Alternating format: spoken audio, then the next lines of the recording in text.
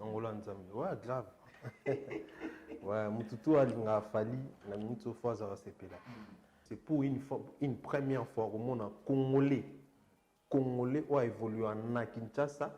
A un disque d'or, il y a solo original certifié par les SNEP. Normalement, tu as un disque d'or parce que ça certifié. Disque d'or, non, pas différence, il y a disque d'or dans Bango. Non, il a fallu. Non, pas ça. C'est disque d'or, oui, disque d'or, Moko, il y a une fabrication double disque d'or, JB disque d'or. Différence, c'est ça que, Kofi, ceux qui n'ont terme, il y a vente. S'il fallait un disque d'or, en tout cas, il y a besoin. Parce que c'est méritant. Donc, disque d'or, on a ça. Wera, JB, Kester, ils mérité qu'on ait un disque d'or. Pourquoi? Ça a un succès à danger en Afrique. Et surtout qu'à l'époque, le streaming est trop tôt, on a une vente physique. Donc, il a fallu un disque d'or. Mais là, il y a un manque de quand on a chance, il y a une maison de disques certifiés, reconnus par l'État français ou l'État belge-américain, ou les mondial NetSnap. Bando ça va disque d'or na propre gré na bango. Mais bon, tout en suivant, n'engé Snap et ça là. On comprend. Donc ça dit que bango peut Snap pas ça disque d'or, bis na ninga faut peut ça peut me sur disque d'or. Ça dit que sauter qui 50 000 CD, à super disque d'or et après seulement que ce n'est pas certifié. Alors, na koluka fali na ninga organisation na ye, tant il a compris quand on l'a dit que voilà, un disque boye zala boye boye na droit chemin peut-être ateka ki bongote ateka on a bongote mais après tant azomata il s'est organisé il y a kota siko na ligne on a Snap parce qu'il faut signaler qu'il fallait noter qu'un disque na Snap depuis Kala c'est ce qui fait même que bon mon a qu'il fallait un disque d'or et belleté parce que na droit chemin après ça disque d'or qu'on a l'ingate abetaka zara Snap era normal. Quand il est tout ça là, mais après il a refusé. Ouais. Après il a refusé, il a dit non, il ne faut pas, il faut que je fasse des choses comme il se doit. Comment est-ce que vous voyez que Gims est un artiste français? Et comment même dans Gims, c'est un artiste français, partout tant qu'artiste français. Parce qu'il évolue en France, c'est normal. Donc, rien à voir en Abisso. Fali, c'est un artiste congolais parce qu'il évolue ici. Gims, sa nationalité, il a une nationalité congolaise. Mais il n'évolue pas au Congo, il évolue en France. C'est un artiste français. C'est le hasard Maréchal à Bawario. Hasard Wario, Alingaka Fali fort Nazana. On comprend? Seulement que, le quoi qu'il y a en Chine, tout ça, il y a en Chine, Chine, donc moi, je sa possibilité, mais Aza Penza fan a fallu. Surtout Sotali. Sotali, avant, ma propos d'ailleurs avait fallu, est-ce qu'on comprend que Joe, a Penza fan a fallu, a la musique a fallu, a la côté star a fallu. Et puis il faut passer le Am Tatimba Fa, Banda Kop Kala. C'est encouragé. Aïe, binde balukambon. Donc c'est-à-dire ce côté ici, mbaté à côté moussous. On comprend. Pour na kalarabe musicien te ana noté que ça va commerce tant il moi mukian ça commerce na pétrole on noté ka pétrole na ba kingongolana après côté na musique et 6 millions musique et 6 mais sous côté na YouTube donc en tout cas c'est encouragé. Ce qui est au Baxa sous quelque chose dans concert le 29 oui et Baxi joie d'abord et c'est un warrior mon c'est mon banga bazango le 29 bazango sous double pourquoi parce que l'homme basé là depuis longtemps au batu bano fingela bango batu ba dénigra bango batu ba chola bango pour le Congo et le Congo yé connaissez donc tout le monde connaît que Gims orbite à concert Drake orbite à concert la carte à concert oui famille tout ba proche né ba koti ba remettre disque donc ce serait une première fois dans ça tout le monde est là bon donc fallait ça sur net na film quand ne maloba batebile tout le monde on bazona on ba ila parimenta mais ce que tout le basco qui a solo il y a lokutate qui ba on remet peut-être même sous ce n'est pas ko délégué pe Juma Wabo ya sala kuna na compte snap ayi on remettre on fali na liboso public na kata Kinshasa devant peut-être 200 000 personnes. Tu vois la joie au Ezalana. Et bien, c'est moi. Et c'est moi, Ezala tellement. Toujours, non, préféré dans la souka. Habitation de moi. Et c'est moi, Ezali. Et c'est moi, Ezali. Pour, en tout cas, Fali, il a la grâce, quoi. Dieu l'aime beaucoup. Hormis d'être warrior suprême, ma papou, calon, aigle, ou moi le barona. Est-ce que Ndenge omona makambo akoki mpe ke liboso ya scène bota non 80 000 places on a plein plus de 80 000 places parce qu'azoki na pelouse komona sur disque d'or wana la famille les gens qui ont cru en lui quand il était rien en tout cas rien est-ce que akoki kolela moto aza grand ozomonaki aza grand mama osala ya bagrand a monene oyebaki a grand te est ce que biki bamise mosusu basi nango batya bango baboye bamise ebele basi nango batya wamo ta baloba mo bafandi na bandako na bango emoni mwana okutu ngai naleki wana mosa te leki wapi okosi ola mbeya pena na nsima mokongo na bala tena okosi mano biso tozosala ntango biso tosala yango eske bango azala papa bobo yango na minito bazonionga na minito bamosusu na basi na bango ntango oyeka nouvelle na disque d'or mpo bamosusu bayesa babasi na bango mosusu bayesa na babasi na bango ke mona azwa yango te mais siko na minito nde azwa yango mwasi nde nayebisekene papa fale azwi disque d'or eske oyebi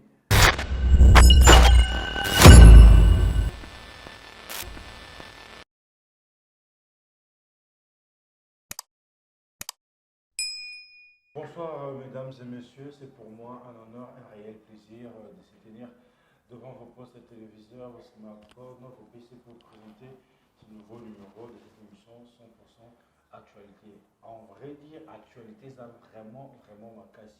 Sans compter ma le 29 pour le stade de Yafali Poupa, mais aussi l'artiste a outil qu'on a certifié par Snap. Excuse, a joué disque d'or, disque d'or. On doit marteler que les artistes, il y a Yambo, il y a Liboso, il y a la République démocratique du Congo, a joué disque d'or. Oui, Ranson, après plusieurs années, a livré un concert à Abidjan. Alors, sur ces plateaux, je ne serai pas seul comme d'habitude. Je vais partager ce beau cadre avec un frère, un ami que j'aime bien, Ouichi, à qui je dis déjà bonsoir. Bonsoir John Colin. Bonne Ça va, santé kitoko. Ça va hein? Oh, c'est en Hollande, ouais, grave. Ouais, Mututu a Fali, la minute fois ça va s'épeler. Donc en tout cas, si tu aimes Fali, il faut vraiment, vraiment s'épeler par rapport à la nouvelle autoto. Donc toi, vraiment, un enfant, toi, s'épeler. Après plusieurs années, Ouira se retrouve à Abidjan. Impression les amis. Félicitations, hein. Félicitations on avait pourquoi parce que au moni na wenge nde bazalaka na ba JB Piana ba Blaise Boula tout ça. Après temps ba kabwani bana tenir na JB Piana. Alors celle-là que na moment ba JB Piana komaki a trop focus que na communauté na biso na Congo que libanda. Donc c'est une raison pour laquelle on remarque que JB Piana a s'adapter par rapport à Mambo Kendi. Au moins le Mambo Kendi la musique n'est pas afrobeat yé, banine yé, comme on sait que faut ça là tout ça. Au moins que vient biso JB Piana, yé côté ana pena qui pas honte. Mais Weranson yé en tout cas ça l'effort pour s'adapter. Au moins na beta banzi mo DJ oh DJ, le DJ. Pablo Cadena, Abeta, on sentit que ça a effort il y a s'adapter pour maintenir les cas. C'est ce qui fait que Azo a pu en production libanda. Et puis, il faut remarquer au moins que Weranson sur le plan musical a ouvert par rapport à JB Piana. Pour au moins que n'habiter que en tout cas bateau balanda biso so linga JB qu'on vouloir biso te tout la vérité biso ba vérité. Tout ça la monter pour to lingi wera ko le JB mais tout le ba réalité des alliés. Au moins que Vincent a salamon ba effort pour avoir featuring au moins ba featuring peut-être na ba mombi ça na peine ba effort featuring le bako ba beta kalana na papa Wimba hormis papa Wimba artiste libanda artiste libanda te na limite na nzembo Jili te wana bon sinistre bon aza donc il y a kala donc il y en a ba kala te no ba siko c'est-à-dire que après koleka bango après ba succès na bango ko se maintenir ndé tout monde Koffi Olomide se maintenant ndé alinga ko se maintenir JB alinga so blo wana JB c'est à mon que donc on dirait c'est bon quoi on dirait koki nango c'est bon abetani abetelani bafani na ye baconcert mais koluka kosala pena mambo ya sika nde bato baosala mambo ya sika boye vers rapena na susi wana trop te mais wera aka na susi wana et susi wana ça fait que esala que libanda banda basollicitake mpe so remarqué malgré si kokita na bango mibale na jibe mpiana mais omona Weranson azwaka trop baproduction libanda ke jibe. Pourquoi? Parce que Weranson azotika pena te azosala effort ya kose maintenir oui te local ye on habite ye asepela na ye ke atika ne boye alobongo ye mo alobi ke non alingani mambo international ana te vomi azala na ye na mboka niki azala l'échec libanda comprendre donc ye mama libanda etali ete ye ase concentra trop awa ke abetela bato ne baconcert po jibe ata na local no moya boye so bengi opesela na obeta etali ete yo opesela na obeta comprendre donc moi ça boulot na ye bongo a calculer mon nom so tali bien jibe obeta chaque semaine abeta ba 3-4 concerts par semaine ba place pété son penente place nyonso yo benga yo pese mbone aya no beta donc comprendre libanda est complètement compliqué pour y moko apparemment ça sous forte alors comme on a wera na Côte d'Ivoire na Abidjan et ça il bien fort parce que après tout le monde a cas musicien mon corps tout le monde a cas par exemple Falia qui na beta bien que héritier qui na bon héritier qui 2-3 fois na habité mais on t'a qui na trop régulièrement Fali un monde qui peut na faire et tout ça donc comme on a même bilongi kuna eza bien ezaka Congo mais tout le monde baki si tout le monde werake et c'est sous bien ndenge a beti lisusu na Côte d'Ivoire et ça li bien même ba ivoirien o ba fan na ya kala ndeta ba moni bon ba sepeli fort c'est une bonne chose en tout cas je dis félicitations à Weranson le roi de la forêt en tout cas félicitations Mankal en tout cas l'actualité pendant un très bon moment était plus dominé par Fally Ipupa. Mais là, l'actualité vient encore de redominer. Fally Ipupa vient d'être certifié disque d'or pour une première fois pour un artiste congolais qui vit à Kinshasa. Ouais, bon, l'actualité est toujours dominée par Fally. Ça, il faut le savoir, sur le plan musical. C'est vraiment, en tout cas, même si dans mon mot italien, tout le monde a beaucoup de sakeka. Donc, c'est ce qui fait que l'actualité, tout elle a toujours dominé et pas naïe. Et surtout que Nicolas a préparé Stade Naël le 29, on a payé équipe Moumé pour pas emboter, Zaklé, on a payé emboter, Zaklé, Zakari, Bababa, sur les mots-là, grand prêtre et média, Manga Danger, Maïe, les Bélé, comme mercredi, il y a un Ebsakio, à Ebsakibiso plutôt. Comme mercredi, donc Kalamine était au sentir pénal les sous moto na katsakin parce que moto na kineza déjà par rapport à mon le 29 mai tout le monde on les sous makas parce que chargé à comme was très puissant wa ebi boulot na bien wa ebi makambo sala azoya ya mercredi en tout cas c'est une bonne chose alors par rapport à la question na yo isa que comme on va dire que donc on a sepeli fort bon bamsou bazo sepela parce que bafingami trop balobi trop tout ça bon on sepela pour non plus bon on sepela d'abord pour na bon monter premièrement on sepela pour na mona que c'est pour une première fois au monde congolais ou a évolué en Kinshasa a un disque d'or il y a solo original certifié par les SNEP. On comprend. On fait 7 disques d'or. Oui, Naïbi. Deux. Oui, Naïbi. Bango tout. Tant que nous avons questé, nous avons un disque d'or. Parce que tout. Fabrikas double disque d'or.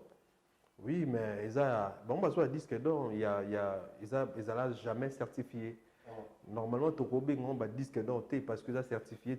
Disque d'or, on peut faire différence. Il y a disque d'or dans Bango. Non, il a fallu. Non, on peut ça. Il disque d'or. Oui, la disque d'or, Moko, il fabrique double disque d'or, JB disque d'or. Différence, c'est ça que Kofi, ceux qui n'ont terme, il y a vente. S'il fallait un disque d'or, en tout cas, il y a besoin. Parce que c'est méritant. Donc, disque d'or, besoin. On a dit ça. On a expliqué. On a expliqué entre deux choses. Wera, JB, Kester, bah, mérité qu'on soit disque d'or. Pourquoi? Bah, ça là, bah, succès à danger en Afrique. Bah, et surtout qu'à l'époque, na bango, bah, streaming, il a eu trop de temps, on a été à la vente physique. Donc, bah, il a fallu bah, jouer un disque d'or. Mais là, on a manqué les années. Bah, quand on a chance, il y a une maison de disques certifiée, reconnue par l'État français ou l'État belge ou américain, ou les mondial de Snap. Bah, on va travailler, bon voilà, bah, on va travailler en termes d'amateurisme, sans que bah, il y ait amateurisme. Bah, ce point-là, bah, nous travaillons dans une maison de disques où ils sont reconnus dans l'État. Diego Music, bon Diego Music na parce exemple pour na kanga maison de disque na tout ndeti ba Manu Luvaka, ndeti ba maison de disque Bileng ba Victoire awa monsieur na Belgique, monsieur na France, tout ça. Dans la maison de disque au ba congolais ba sala bango voilà bango ne mutu voilà bango ne bando tekela bango ba disque alors que ba maison na bango na norme où ya ba maison de disque singa ezala raté. Donc, Wera, na JB, na Kofi, teka pe 100 000 exemplaires. On comprend? On teka pe 200 000, 300 000, parce qu'à l'époque, on est dans le lobby, on a teka qu'à vente physique. Donc, c'est des teka mapena. Mais le fait que la maison na bango qui régulier na bamboka o basika ba installer qui peut-être faute à moyen, faute à belé. Alors, bando pesa bango disque d'or na ba propre gré na bango. Mais bon, tout en suivant, nenge snap ça là. On comprend? Donc, ça dit que ce n'est pas plus un disque d'or, il faut que ça appelle un disque d'or. Ça dit que si on 50 000 CD, un super disque d'or et après seulement que ce n'est pas certifié comme le Snap. On comprend? Ce n'est pas ça partout. Ce n'est pas presque partout. À la maison, dans le monde. Donc, parmi les maisons de disques dans le monde, Snap, il fait partie. Et puis, Snap, nous avons collaboré avec la maison de production, tout y a Gaïa. C'est-à-dire que Sony, Warner Bros, Escafaliaza, Naba Universal par exemple, ceux qui produisent, par exemple, maison travailler dans un TK disque, ceux qui sont français, maison travailler dans un TK disque, Snap. Ça baisse pour apprendre la Belgique, Snap. Donc surtout côté Europe, Snap est quand même ma casse. Dans les États-Unis, la maison de disques, monsieur Paysa, il y a une épée. Vous comprenez? Snap côté Europe, côté anglophone, pas. Donc voilà. Bah vena biso so bazwa ba disque d'or te ya par rapport ya ezate pour bateka te bateka penza mais ça que ba yeba kinde nzela wana te procédure wana processus wana ba yeba yonte mais par contre il a eu cette chance. Je crois que bah vena biso bazwa chance wana mais ils ne sont pas rendus compte que il faut tout de la maison mamboé ils se contentaient il y a un disque d'or après ils s'en foutent. Il se disait que ils ont déjà disque d'or, producteur, montant non, au 50 000 exemplaires, 100 000 exemplaires, aux disque d'or. Il y a pour ils ont solo à éviter peut-être même en salama. Mais dans des gens qui n'ont pas évolué, et ça que fallait lui, là il a chance, il a eu cette chance là. Akutanana bat oyo, basalama comme bien, et puis il y a un se cultive parce que fallait il est cultivé. Alors vraiment cultivé.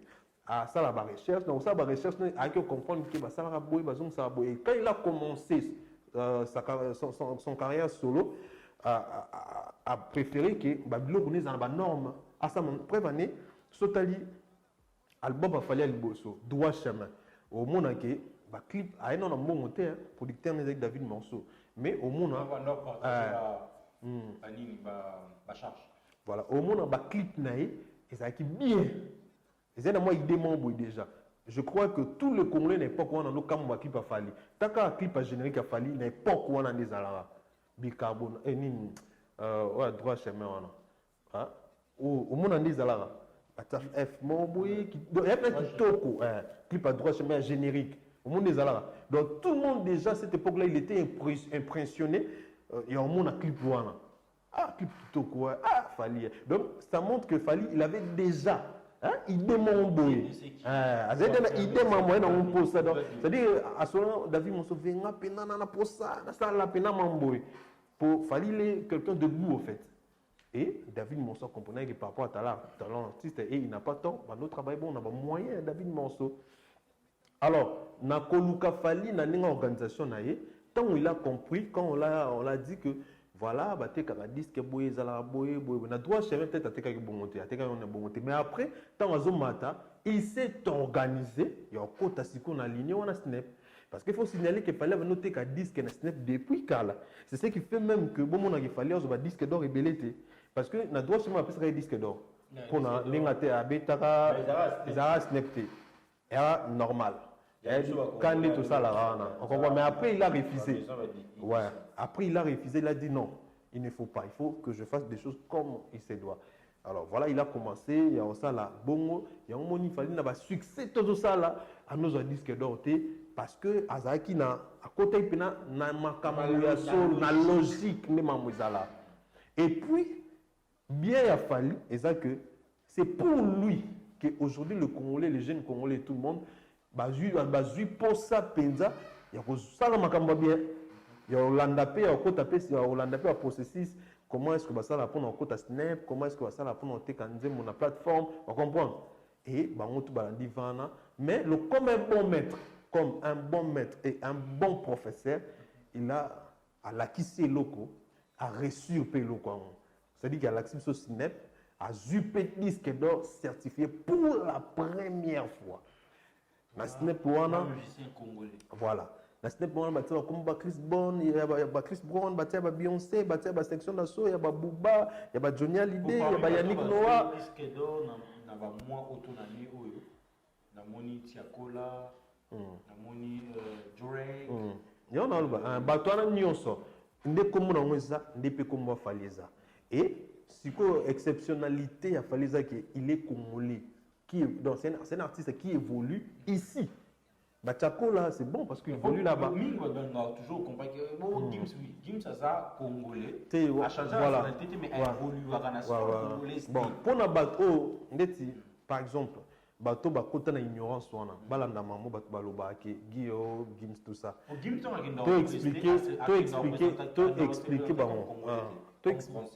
to expliquer peut-être batumsu balanda yango te bayebi keza nango kaka nde bato basalaka mpona tout ça bato bazwa yango ndeti eloko ya solo oyo bayebi te oyo bakota na ignorance. Laisse-moi vous dire que en tout cas il ne faut pas kokota nango. Pourquoi? Parce que eza bassesse. Comment est-ce que yo koyeba te que Gims c'est un artiste français ndeni oyebi te po ekomama même na mamutu ya Gims bon c'est artiste français partout babengisaki tant que artiste français parce que il évolue en France, c'est normal.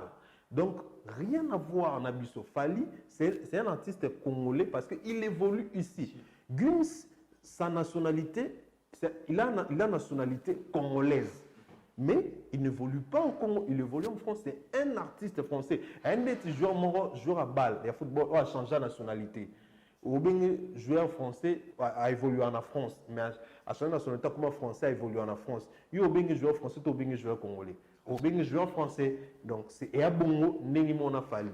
Donc Gims a congolais naturel, a congolais, mais il évolue en France, carrière professionnelle en France, c'est un artiste français. Donc na ma musique, surtout dans le monde, nous devons comparer na Fali, mais surtout dans le Congo, tu devons comparer na Fali, pour baza, mambalé différent. Fali a évolué, Gims a évolué. Donc les lots na snap, na ba Congo, ba grand tour, il y a bateau tout, bazu disque, et puis Fali a l'accès puissance. Pourquoi?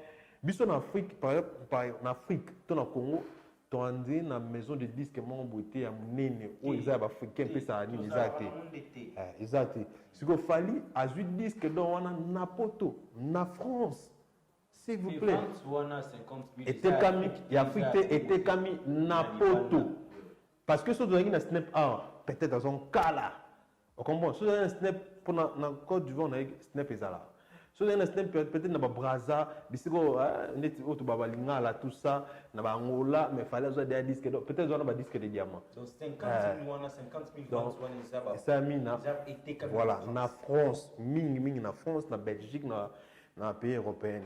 Donc je suis vraiment dans la joie parce que artiste azo continuer ko pesa biso toujours honneur libanda. Il est vraiment représentant valable et artiste congolais dans Libanda. Alors ça l'a toujours makambo minene, alors ça l'a toujours makambo bien, a innové, a même sika et puis a reçu en oli sous et ça là ba congolais bana. Il y a un monde là-bas qui la fois passé qu'il fallait normalement, il faut tout le monde à soutenir Fali. Et donc à aux musiciens, il faut soutenir Fali. C'est le public qui faut nous féliciter. disque d'or ya ana choite ana choite ana choite osa ndeni osa ndeti ndeni oui aboyaki ya voilà mais omoni c'est le nayebisaka bino ke aza plus que général awa yo aleki na keli charleston na kiwa yo c'est le aza maréchal abawa yo aza wa alingaka fali fort nde aza wana on comprend seulement que le quoi que na Chine bamisa misu bambongo tout ça que na Chine na batu donc moi apesa possibilité mais aza penza fa na fali surtout sotali avant ma propos na envers fali ce qu'on comprendre que Joe a penza fa na fali alinga musique a fali alinga côté star ya fali on comprend si pas côté humain mais côté star a fali alinga on makasi ya moni c'est Léo faut pas olandaka ye moni kolandaka na bon en tout cas nga alandaka te po nayebisa bino la fois passé akomani youtubeur ani su musicien te amosatuma mpo page ne marché taka otonga pale na lemba faut page un marché bafuta moi quelque chose yebika apale tout ça asomba brique asomba sima bongo abeta su musique ta osandeni asandeti ndeni te apale mosu ndeni nga nayebisi nga na mwa bande nayebisi selo ala ndako na bandala ala ndako na oya bandala atiango locataire ala ndako mosu na lemba tout ça ya balocataire te locataire ya mokie ya ndako oya bandako banda nde ezala ya bandako banda nde ezala deux chambres likolo osala na se yaka ndako moko comprendre mais c'est bon mpona ye déjà oyo agani na musique yango wana atali ke musique esimba te akoti sikoyo côté ya youtube et puis faut basele yo amuta timba fa banda cop kala c'est encouragé ayebi nde baluka mbongo donc c'est-à-dire soki to esimba te akota côté mosusu on comprend mpo na kalaka mpe musicien te anani ote kosala bacommerce te ntango ye mwa moke anosala commerce na bapétrole anotekaka bapétrole na bakingongola wana après akoti na musique esimbi leo musique esimba esusu te akoti na youtube donc en tout cas c'est encouragé. Mais aujourd'hui voir Fally être le premier artiste il y a déclenché barrière wana il y a disque d'or, est-ce que demain aussi on aura aussi d'autres artistes qui vont peut-être signer avec des maisons de production au vrai sens du mot pour être affiliés à SNEP après de jouer tout le monde un peu que par exemple Héritier disque d'or qui encore Roblou disque d'or ou tous les autres là. Mais les lots déjà je te signale bah musicien congolais toi préfali presque bango tout bakota na SNEP Héritier teka na SNEP Inosbi ateka na SNEP Ferrego la teka na SNEP tant qu'a fallu à sali kanda sala bango tout balandaki ba dia na SNEP mais ce que promesa ki ya rozwande nzamba sunga bango asali sa bango bazwa mais sinon rozwa bon wana ya facilité 50 000 takaka nzambe na bango leader mutaleki bango tout actuellement à 8 mois temps pour zongo donc bango kozongo bakoki ozwa mais pas si makasi en tout cas faut pas travailler dur dur aussi que martyriser que ba vente en ligne ya contact il y a vente physique voilà il y a vente physique voilà il y a très important le lobby na ba baola na biso ba test donc snap il y a ba vente à 500 ba vente tout été kuna ya vente physique il y a CD vente physique là ça vente au spécimen on appelle ça CD soit artiste à signer soit zana tout ça donc voilà ils a bongo donc ils a pena bongo mais comment on a disque d'or nous amis ils a pour signaler déjà réussite du sous total il y a le 29 ouais bon ils a parce que déjà l'ambassade paye oui pour mon seul mais pas tâtonner te batu ba tatoni te non batu ba tatoni te moi j'ai disque d'or des amis avec que ba détracteur ni ba le batu ba tatoni te déjà batu ba tatoni te stade non batu ba tatoni te ils ont que le long tout a émis que concert les autres toujours dans les c'est pas tout le monde qui croit que Fally va faire le plein ouais peut-être ça on comprend peut-être ça mais tatoni mais ça le long même ba mi ke ba émis que concert le 29 tout le monde les na mi konzo ba kamba biso ba émis que Fally en bêta le 29 batutu baebi sauf mutute c'est-à-dire que muta tatoni azate kozwa disque d'or ce qui est baksa sous quelque chose dans concert le 29 oui et baxi joie d'abord et sengo ba warrior moni sengo banga bazango le 29 bazango sous double pourquoi parce que elo mo bazela depuis longtemps o batu bano fingela bango batu ba démigrer bango batu ba chola bango pona elo kongo et elo kongo yé comprendre et bâti sous joie donc impact nango pendant le jour les 29 à joie. Parce que du côté plein, Bems, je t'assure qu'il fallait ça à plein. Makasi, fallait il fait la bonne musique. Fallait mettre la musique qui toque. On méritait de bailler belé. Et puis, il y a quelques jours, on a fallu au Betakan, Bawario Katimboya, Bameloman tout boya, surtout au bonne musique. Bawario no bano est belé. On appelle ça exemple, mon monde banego tout dans l'année au moment c'est bien, c'est une bonne chose. Que fallait na Congo on a 100 millions d'habitants, tu tiens cas par exemple na Kinshasa. Na Kinshasa tu as estimé 16 millions d'habitants. Tu penses que dans 16 millions d'habitants, il fallait 300 000 fans orientés. C'est impossible, il fallait au moins 300 000 Warriors. On comprend? Parce qu'on a 300 000 Wana, tout est Warriors. Si on a 200 000, tout le monde a un problème de place dans le stade. On comprend? Tout le monde a un problème. Heureusement, il fallait professionnel qu'il est. Il a acheté pour apprendre l'autre apprendre qu'il fallait pour pas assommer matériel ou bombe à pelouse. Oh. Dans l'événement, je te jure. Et à été alloué. T'es assommé. Non, c'est n'est pas. Assommé on a yé tout pour na. Assommé on pour na Congo, ça dit que na Congo ezalaté. Na Brazzaville ezalaté baluwa on. Et comme hormis artiste, événement tout bat bolinga basa na stade. Souvent on a posé bomba pelouse. Il y a na bossen comme le on na hôtel on le sous. O e bomba la pelouse wana. Bon no louwa on pas fali. Bon no louwa on a F victime. Donc à louer à sommi. Bon mon non, to que filmer comme matériel ya. O e bomba na pelouse on a poto ezala na pack de poste wa game so beta ani ba bomba pelouse wana. Donc heureusement qu'il fallait sommer le wana. À sommer on pour na bomba pelouse parce que nous na estimé sauf qu'il y a 300 000 Warriors kaka na Kinshasa, so ba yata 150 000 to comme déjà un problème na kati. Donc place de jeu comme Mobulu. Si vous avez un bateau boya libanda, na bateau boya. Wana to te pena minimum, to te pena na C. Parce que vous maximum on aura au moins 400 000 Warriors. On va courir. Voilà. Il y a un moment essaie moment qui non, ce qui possibilité ça va en direct. Pour que tout les taux na bateau. En fait, c'est un événement normalement ba warrior ba ko attendre.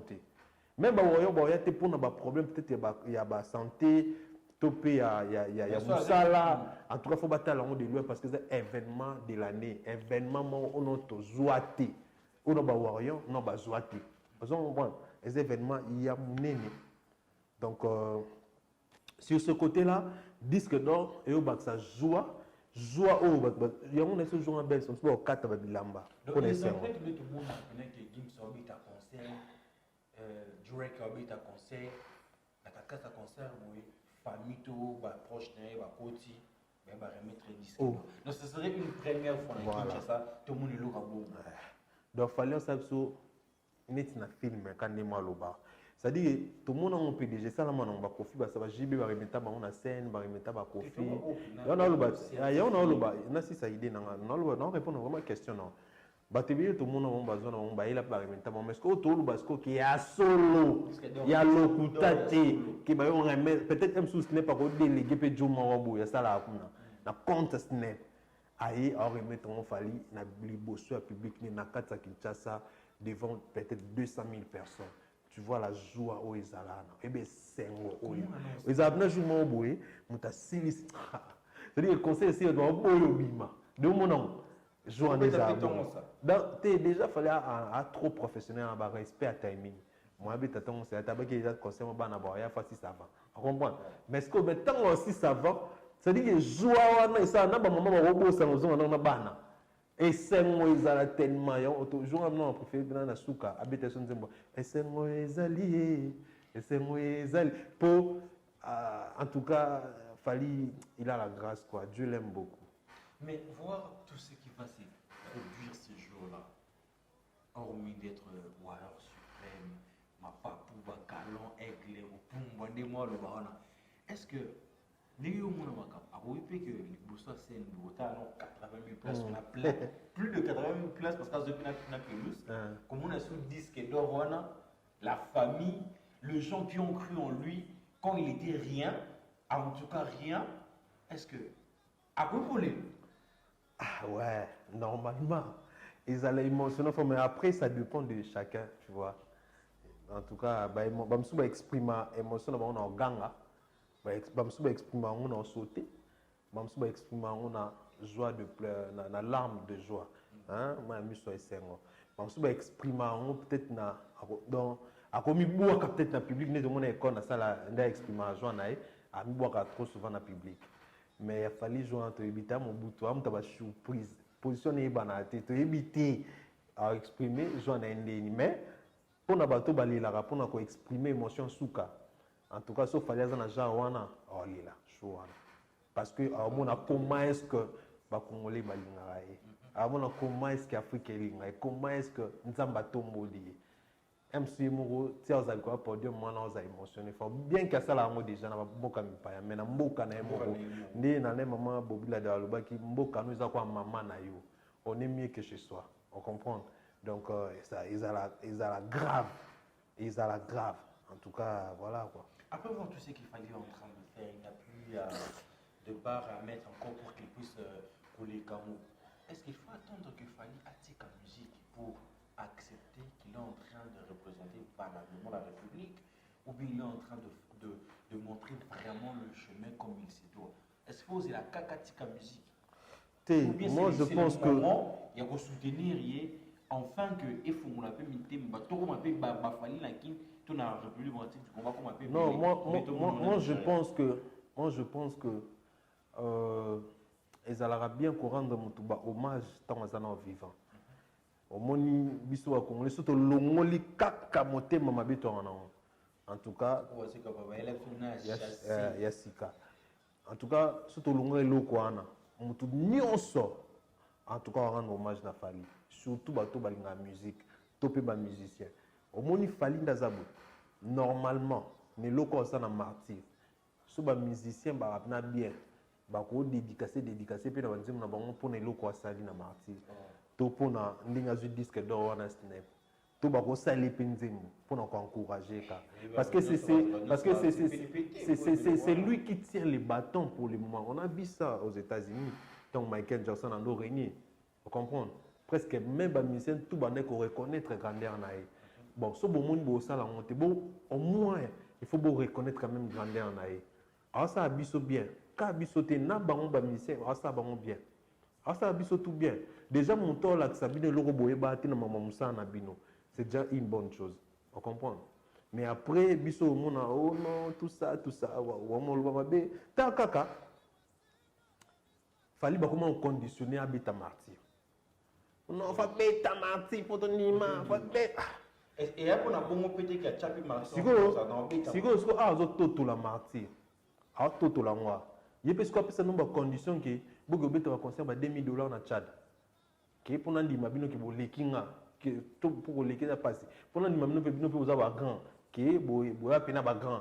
Beaucoup bêta conserver $2000 na Tchad. Beaucoup bêta ba stade plein na Tchad. Il n'est pas comme le bon. Tout le monde répond, on dit que bino pe ça de mon mineni. Beaucoup na ba Côte d'Ivoire na ba Bidja ba Congolais ba belu to conseil à $2000 to beaucoup ma fan na mindeli to bino pe beaucoup nous a disque d'or na snap. Il pas nous le bon. Pour stade on a béton aussi ko donc soit béton à Silici. Il y a un béton à 6 avant d'aller bon. On a béton stade na 6 bon. Bino pe beaucoup soit disque d'or na snap. Au moins qui est comme compliqué. Et indi elle au moment où battu au cosati au moment tant on voit que l'artiste tout faut pas soutenir l'artiste tout faut pas boire cahier voilà qui c'est vraiment que celui tu n'habites qu'à il faut pas ça exemple pour faire un peu boire reconnaissance na au sala pour la mouvement personnel pour la musique qui a est-ce que tu penses que tout le monde est d'accord avec lui il faut que tu me dises sur ça la bakina danger mais on dit mot oza d'accord on a été pour nanini pour asalioni comment est-ce que muto aza grand yo lingo di maté ka grand au moins te ga normal te non normal que muto a grand yo mo bi ke yi a grand neti vezacle te bi ke a grand journaliste ve joka te bi ke a grand ve nanti lokole a pe pa ba grand comment est-ce que ton di maté ke ba grand au moins te ke ya normal te c'est que to mo bon Fali, mais c'est normal, mais c'est normal. Les mecs de tout chara il y a un monde qui c'est normal. Où chara non déni. Oh, yo mon te normal, te ne te bien ali pa kwanga. Oh bon. moto aza grand ozomonaki aza grand mama osala ya bagrand a monene oyebaki a grand te est ce que biki bamise mosusu basi nango batya bango baboye bamise ebele basi nango batya bango ta baloba mo bafandi na bandako na bango emoni mwana okutu ngai naleki wana mosa te leki wapi okosi ola mea pena na nsima mokongo na bala te na okosi mano biso tozosala ntango biso tosala yango eske bango azala papa bobo yango c'est-à-dire okoma na problème ntina famille na bamosusu bamabala ekokufa bamosusu bamabala ekokufa okomprendre mpo oyo makambo ya na sens te parce que bato honnête bazalaka so toa 5 ata 4 toa malhonnête ata moko ya honnête azala même na ndako mwasi nyonso aza honnête esi non aboya mambo oloba yango moni mpo bima ridicule te parce que so baboya bongo bima ridicule mpo bima ridicule te apprécier l'homme babi apprécier l'homme à son époque c'est clair apprécier l'homme à son époque Fally Vedjoka Bengué le maître du temps il est le maître du temps actuellement il va arrêter le temps parce que c'est lui le maître du temps frère il va arrêter le temps et ça c'est sûr et vrai on comprend viens citer c'est vrai il va arrêter le temps ce jour-là parce qu'il est le maître du temps. Et c'est normal, parce que ça a période où les premiers à Bems, période où on est les premiers à Alexis, période où on a les premiers. Et puis, tout est à Salma Zapeka les premiers. Tout est à Salma Peka Zaka danger dans le domaine aux allées. Bah, il y a Salma qui est bâti un niveau moyen sous Kakawana, par exemple. Vous comprenez?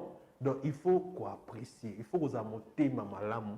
Na baningo baza ko avancer na moto ko kamba biso lelo la personne qui tient le bâton c'est Fally et tout le monde le sait à quoi ça sert aux amotés maman bien envers oyo memelo kutu ba mambo bela mabe ole ki ya bien tu vois bato ba linga Fally te ba souffrir fort en cette minute so ba lali ba fini ki ba vunga ba zo lenga na ba fièvre ba muso ba se suicider comme si to la to la ngi mutu ba kufi na se suicider souci jalousie ndenge disque d'or e baza ba ba ba finga baza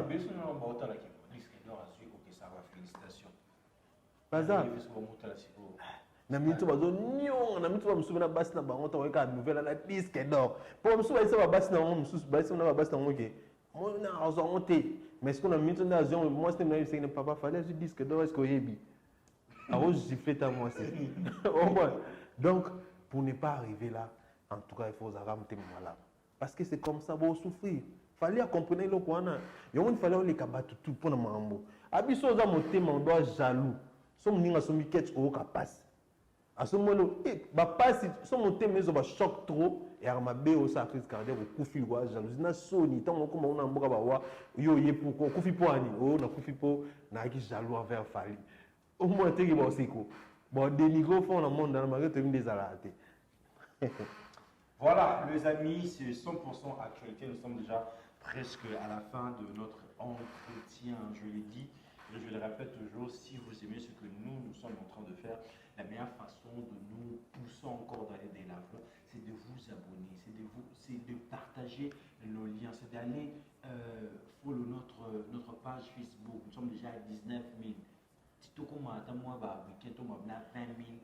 Tu m'as 20 000 la page Facebook et ça là bien. En attendant, tu commences à 5 000. Pourquoi pas tu commences à 50 000, 100 000 hein? Et ça là vraiment qui te maka ici. Déjà, le 29 il y a son musicati. Est-ce que le matériel déjà est-ce que. Tes matériels, tes mon bateau, tout le matériel, c'est moins rare. N'était. Et yande kalamingte. Ni n'expliquer le qu'on a fallu à ce qu'on a bon plus zoya. Matériel pénézoïa donc je crois que c'est communiquer sur calamité tant comme matériel comme calamité et tout filmant je crois parce que je crois que tu as une opportunité voilà na bokas il y a chargé comme le visa que les Akari Bababa c'est très très intelligent j'ai beaucoup appris hein et pas na maïli na surtout en tout cas, on a admiré l'intelligence, à partir de l'intelligence, Nous avons 2-3 choses, moi, ça va un peu bien. Alors, matériel, il y a quand même, on va filmer, il y a quand même. Et puis, nous avons rappelé, Bawario, Bokende Kosomba Babiye. Bokende Kosomba, Ezokende chaud, Teme Ezoke chaud. Non, mais tout, est-ce que Bato Baosome Belé Boué, Ezaka Bawario, tout va mélomane, paye à bonne musique. Un mot Zobansa Po, Soki Bato Barosomba Babiye, Baza Bawario, T. Bon, rien pour me parce que vous savez qu'il y a un stade, tel peu concert. Mais on a aussi là que premier lot, il y a 80 000 billets. Du soldat, ça va pas Warriors. Vaut mieux que nous soyons ratés dans le monde qui va Warriors. Nous sommes à 100 000 personnes, à 120 000 personnes, à 400. Il faut tous à 110 000 Warriors. Et 10 000, il y a des fanatiques révoltés, il y a des fans révoltés, il y a des mélomanes, il y a des bonne musique, je pense. Donc, voilà, les amis, nous sommes déjà à la fin de notre entretien. C'était Bems Badjoko à la présentation, mais ces plateaux, je suis toujours accompagné de celui qu'on appelle Wechi le Wetolog. Alexis Wechi. Wechi le Wetolog. Obi ki mukulu zana gaz, obi ki banalisa nani so tirasi wa goti mai. Ah, ça va goti mai. Problème et ça et puis ça me force à travailler parce que mon tant que je fais la maîtrise, on a soumis au bien, on a docteur par exemple, ma santé, ma médecine. Il y a médecine qui n'est pas docteur Jospin. Docteur Jospin Moutapa Bilonda, petite sœur, parce que nous avons signalé que petite sœur, nous avons docteur année, ma docteur année, donc je ne sais pas docteur, Néni, mon ami, expliqué, il a expliqué, après, il y a un docteur, et vu qu'il y a un peu moins de monde, on a combiné un peu bien. Donc voilà, tant que musique, tout ça, après, il faut taper trop ses ressources, voilà, c'est important. Et c'est pas ici, non, mais ça va passer sur ce moment, j'espère que tu auras toujours, tous les jours. Et il a fait un mot très important. Il a trop. Commentaire Amanda Kassa, Warrior, Amanda Warriors. Amanda Warriors. Amanda Kassa. Yoka mwasi kitoko Amanda Kassa. Omona pena ko tali mwasi bobi nzambe. O mwasi kitoko makasi boindeni Amanda Kassa Warriors, Amanda Warriors ya Canada. Mbote.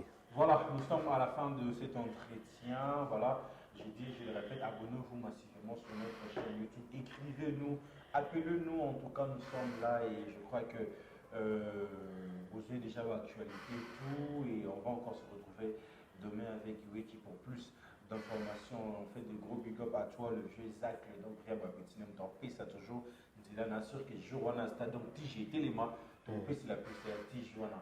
J'ai dit un grand merci à toi, Nem, d'avoir réalisé cette émission. Quant à moi, je vous dis bye bye et bonne suite de continuité sur notre chaîne Plateau de la télévision. Bye bye.